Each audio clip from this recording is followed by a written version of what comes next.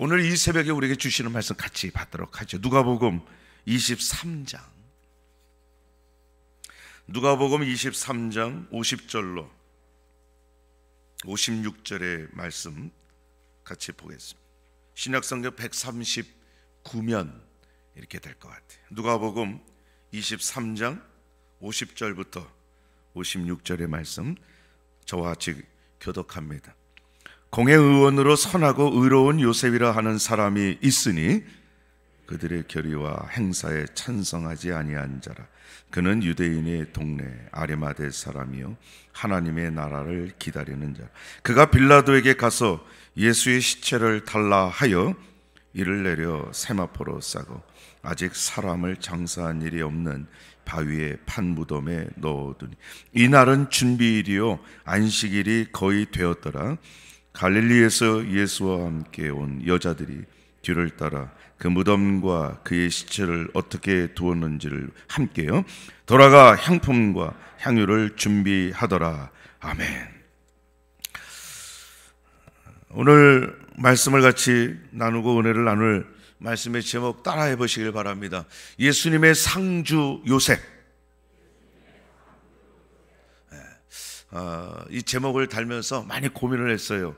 이 상주를 혹시 참의 이름으로 혹시 알아듣는 거 아니냐, 이게 뭐냐 뭐 모를까봐 걱정했는데 장례식장에 있는 상주 노릇하잖아요.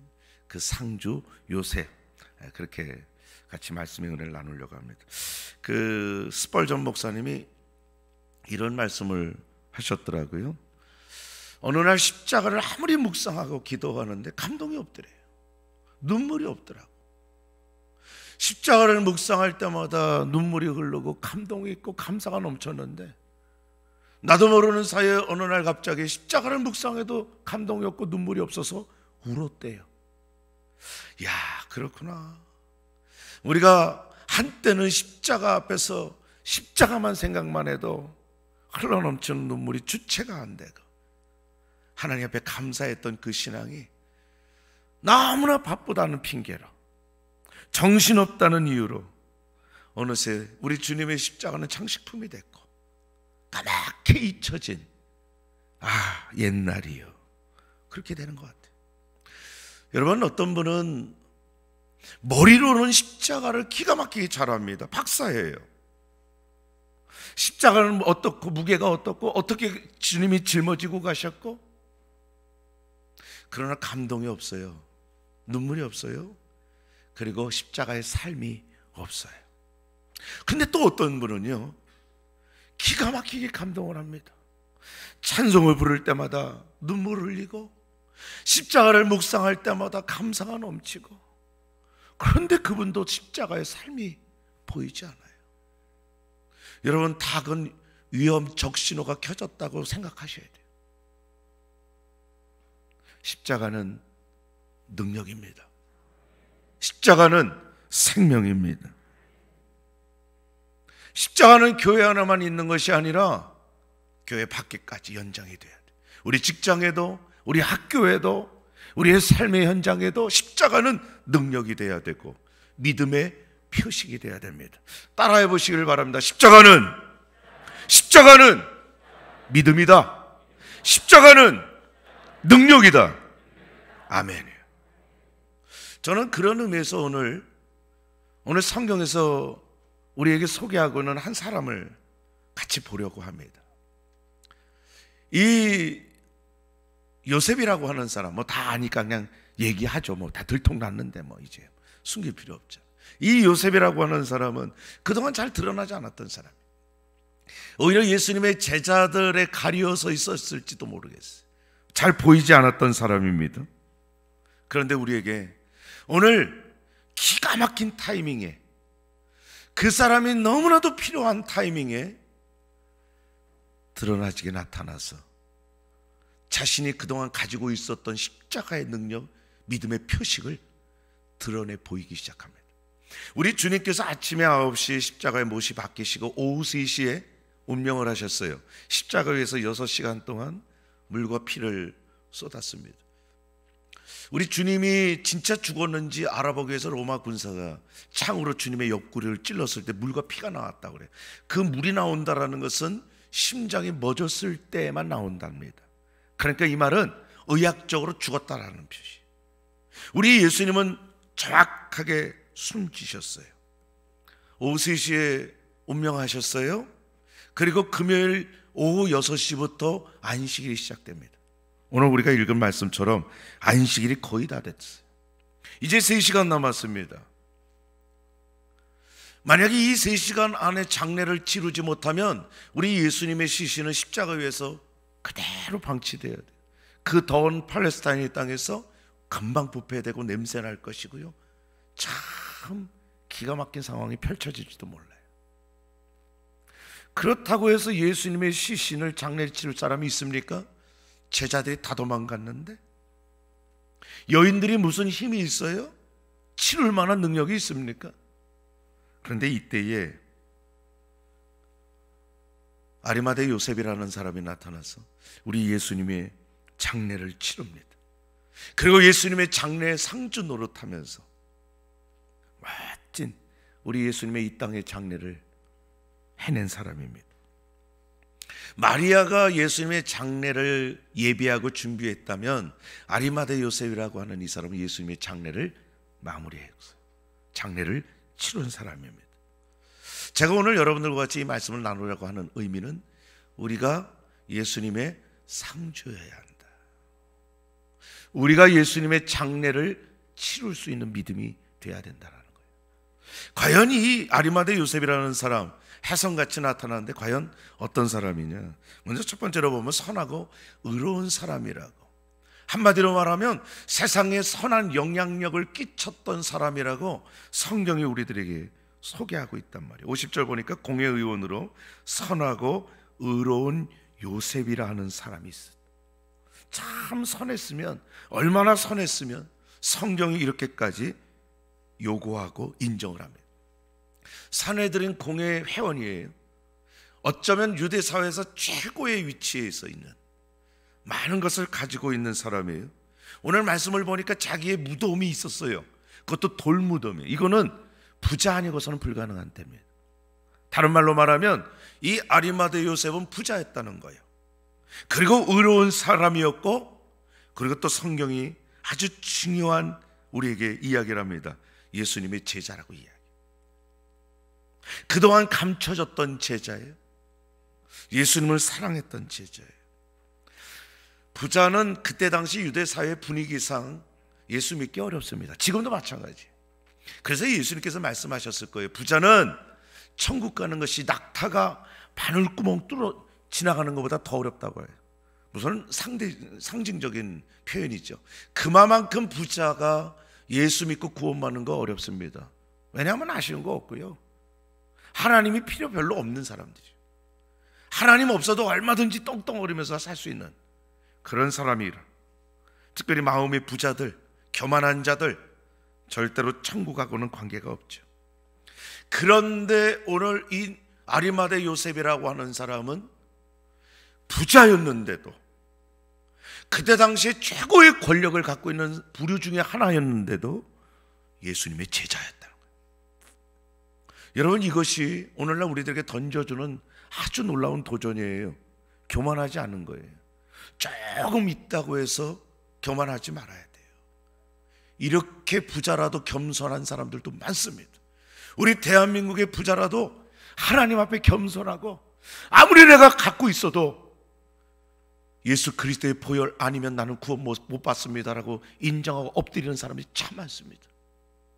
부자도 그렇고 가난한 자도 그렇고 이 사람도 그렇고 저 사람도 그렇고 우리에게 필요한 것은 오직 예수 그리스도라는 거죠. 예수 그리스도만이 우리의 구원자인 것을 오늘 이 아리마대 요셉이라는 사람을 통해서 우리가 확실하게 다시 믿게 되는 거예요. 요한복음 3장 말씀에 니고데모가 찾아왔어요. 그 니고데모도 역시 이 요셉처럼 많은 것을 갖고 있었던 사람이에요. 그러면서도 예수님을 믿고 예수님의 제자가 된 사람이에요.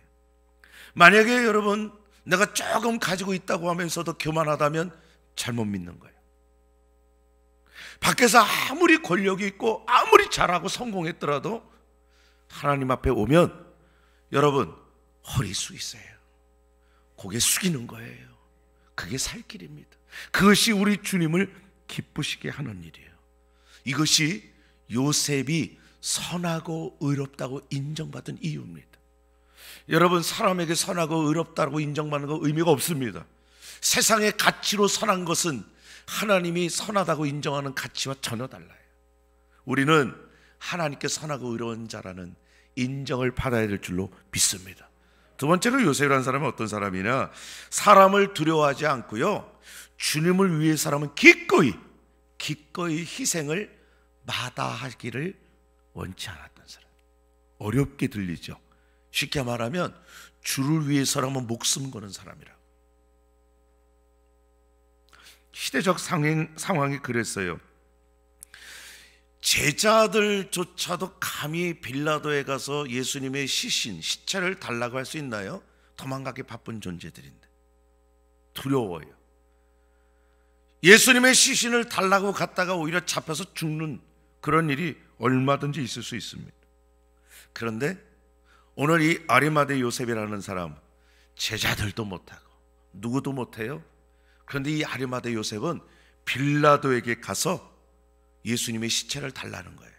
마가복음 15장 말씀을 보면 이 편을 이렇게 얘기합니다. 당돌이 달라고 그랬다. 당돌이. 어쩌면 세상 사람들의 기준으로 볼 때는 이거 뭐야 건방지게, 그렇게 생각이 들 정도로 겁없이 덤벼들었다는 거예요.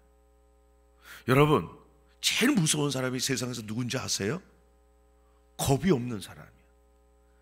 까짓거 죽지 이러고 덤비면요 감당이 안 됩니다. 아리마대 요셉이라는 사람이 예수님을 위해서라면 그렇게 당돌했다는 거예요. 겁이 없었다는 거예요. 주를 위해서라면 내가 까짓거 죽지 뭐, 주님의 장례를 빨리 치러야 되니까 가야 되겠다. 빌라도에게 가서 달라는 거예요. 여러분, 여기서 우리가 꼭 기억해야 될 것은 예수를 믿기 위해서는 용기가 필요하다. 선하고 의로운 인정도 받아야 되는 것뿐만 아니라 예수님의 장례를 치르기 위해서는 용기가 필요하다. 당돌이 예수님의 시신을 달라고 했더니 요셉이 상주가 되었다. 여러분, 예수를 믿고 우리가 용감하게 주를 위해서라면 나는 기꺼이 그 믿음이 될 때에 예수님의 상주 노릇할 수 있어요. 예수님의 장례를 믿음으로 치러드릴 수 있는 상주가 될 수 있단 말이에요. 이 아리마대 요셉이라는 사람은 당시에 예수님의 제자라는 것이 들통이라면 사내들인 공의회 회원 자격 박탈될 수 있어요. 그것뿐만 아니라 어찌어찌 하다 보면 모함받아서 목숨을 잃을 수도 있습니다. 그러나 아리마대 요셉의 행동을 보면 그런 것 전혀 개의치 않은 거예요. 내가 예수를 믿는다라고 우리 회사에서 드러나면 진급에 손해볼 수 있겠구나, 까짓거 두렵지 않아. 여러분, 이것이 예수님의 상주가 될 수 있는 믿음의 용기. 내가 손해보는 거 내가 주를 위해서라면 얼마든지 할 수 있겠다. 우리 오늘 이 새벽에 성찬 예식을 하기 위해서는 우리 장로님들이 몇 시에 일어난 줄 아세요? 나도 모르겠어요. 그런데 여러분들이 와서 모든 것을 할 수 있도록 준비될 수 있기 위해서는요 많은 수고가 필요해요. 희생이 필요합니다. 헌신이 필요합니다. 우리 장로님들에게 오늘 일찍 왔으니까 이제 갈 때 봉투 일당 막 줄 것 같아요? 안 줘요. 우리 장로님들이 그런 거 보고 하는 거 아니죠. 여러분, 장로의 위치는요 참 쉽지 않아요. 성도들의 본이 되어야 되기 때문에 목사님 이렇게 합시다 그러면 예하고 해야 되는 일들이 너무나 많아요. 목사님 꼭 특세 새벽에 해야 돼요? 주일날 그냥 좀 합시다. 그럴 수도 있죠. 우리 장로님 중에서 단 한 분도 거기에 대해서 말씀하죠. 아멘, 아멘. 여러분, 이것이 예수님의 상주 노릇할 수 있는 믿음이라는 거죠. 뭐 우리들 마찬가지예요. 우리 특세, 우리 자녀들도요 오늘 안수기도 받는다니까 온다는 거, 우리 자녀들도 이게 보통 일이 아니에요. 빵 준다고 깨지 않는단 말이에요. 때로는 부모님들이 머리끄덩이를 잡고 깨울 수도 있고, 그러면서도 순종해서 또 오는 거예요. 여러분, 이런 모든 것들이 예수님의 장래의 상주 노릇할 수 있는 믿음인 줄로 믿습니다. 우리 믿음을 하나님께서 그렇게 성장시켜 주시고 우리에게 그런 믿음으로 세워주시는 것이 얼마나 감사한지 몰라요. 여러분의 믿음이 결코 이 땅에서 시시하게 취급받지 말아야 돼요. 야, 그것도 믿음이야, 그런 소리는 적어도 듣지 말아야 돼. 내가 주를 위해서라면 얼마든지 용기 내겠다. 그래서 여러분들이 예수 그리스도의 장래를 책임지고 상주 노릇할 수 있는 그런 믿음의 소유자들, 우리 모두가 되길 주의 이름으로 축복합니다. 마지막으로 이 아리마다 요셉의 사람은 어떤 사람이었냐? 우리 예수님의 시신을 가져다가 자기를 위해서 준비해 놓은 가장 귀중한 것을, 무덤을 드린 사람. 그래서 제가 이런 얘기를 하면 그거까지 뭐 무덤, 여러분 지금부터 2000년 전에 돌로 판 무덤은 차원이 다릅니다. 아무나 가질 수 있는 무덤도 아니고요, 오늘날도 내 준비한 무덤 내놓으라 그러면 그거 쉽게 내놓겠어요? 아리마대 요셉이라는 사람이 주님을 위해서라면 기꺼이 낸단 말이에요. 53절에 그래요. 이를 내려 세마포로 싸고 아직 사람을 장사한 일이 없는 바위에 판 무덤에 넣어뒀다. 마태복음 27장 60절 말씀에 보니까 자기 새 무덤이라고 표현됐어요. 자기 거예요. 아리마대 요셉 거예요. 얼마인지 모르겠습니다. 결코 값싼 것이 아닐 거예요. 아리마대 요셉은 이 예수님의 장례를 위해서 예수님의 시신을 내려서 세마포로, 또 깨끗이 닦고 세마포로 싸고, 그리고 자기를 위해서 그렇게 투자해서 아주 좋은 자리에다가 좋은 무덤을 만들어 놨는데, 주님의 장례를 치르면서 주님의 시신을 안치할 곳이 없으니까 생각할 것도 없어요. 주님 사용하여 주옵소서. 어떤 의미에서는 이것은 자기의 모든 것을 다 드리는 믿음이에요. 이게 헌물이에요. 연보라고. 이것이 하나님이 받으실 만한, 기쁘게 받으실 만한 예물이에요. 우리가 하나님 앞에 헌신하고 예물을 드려요. 그러나 하나님이 기쁘게 받는 예물과 헌신은 다른 차원입니다. 나는 기쁘게 드린다고 했지만 우리 하나님이 기쁘게 받지 않을 수도 있어요. 내 기분상, 내 목적을 위해서 드린다면 하나님께서는 그런 데에 들러리 서지 않았어요. 기쁘게 받지 않습니다. 우리 주님이 기쁘게 받으시는 것은 기쁘게 자기의 모든 것을 드리는, 믿음으로 드리는, 말로만 하는 것이 아니라 행동으로 드리는 거예요. 여러분, 이것을 우리 기독교에서는 부활신앙이라고 그래요. 내 모든 것을 아낌없이 주를 위해서라면 다 드리겠습니다. 부활신앙이에요. 왜냐하면 우리 주님의 죽음이 나의 죄 대속함인 것을 믿는 사람만이 할 수 있는 것이고, 우리 주님의 부활에 나도 부활로 동참할 수 있습니다라고 믿는 믿음이기 때문에 그렇게 기꺼이 헌신할 수 있습니다. 여러분, 우리가 이 성찬 예식을 거행하고 특세 마지막 날, 그리고 이제 내일 주님의 부활을 준비하는 시간이기 때문에 하는 것이 아니라, 이 부활의 신앙 믿음은 일평생 하나님 앞에 서는 그날까지 우리가 결코 놓치지 말아야 될 믿음과 신앙입니다. 여러분의 믿음과 신앙이 부활의 신앙으로, 부활의 믿음으로 거듭나지고 바로 세워져서 우리 하나님이 기쁘게 흠양하여 주시는 우리의 모든 삶이 되어질 수 있기를 주의 이름으로 축복합니다. 축복합니다.